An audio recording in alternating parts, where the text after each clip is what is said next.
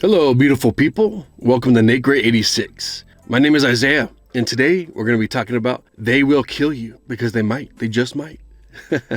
So why did I want to go see this one? It was the only new local release for end of March. So, I was kind of pigeonholed, right?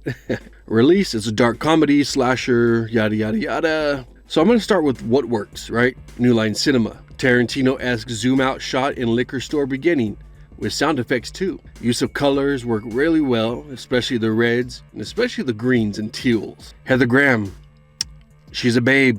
And Arquette, she's refreshing. I haven't seen her in a long time. And it's a hotel-based movie, so this is giving me echoes of The Shining, American Horror Story, Season 5, Hotel. That recent one I saw with John Cusack, I think it's called Room 47. New York setting, nice choice. And the choice to use rain. It's raining throughout the whole movie, literally. So the noises, it sets the tone for that.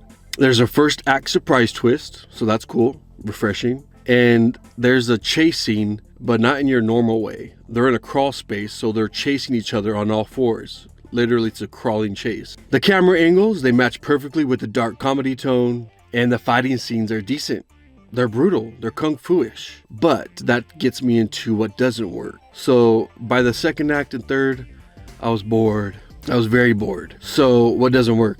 It's another quirky dark comedy 2026 trend, question mark? And maybe it didn't help that the week before I watched Ready or Not 2, Here I Come, and it's very, very similar. Fight scenes, bloodiness, quirkiness, I'm like, okay. Another thing that didn't work, again, the trend of occult symbolisms, Church of Satan, it's too on the nose. Sacrifices, blood, like you guys can come up with other names too, right?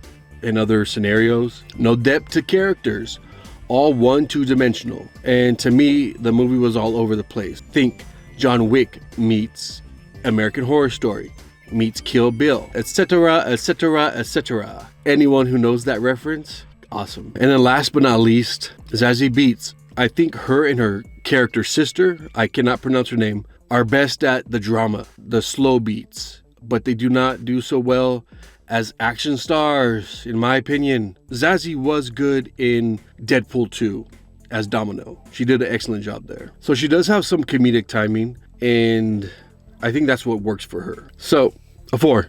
It could be lower. They should have just sent this to streaming, like a straight to VHS, straight to DVD. That's what this movie should have been. You can skip it. That's my take. Everyone's a critic, right? All right, guys. Have a great week. Bye.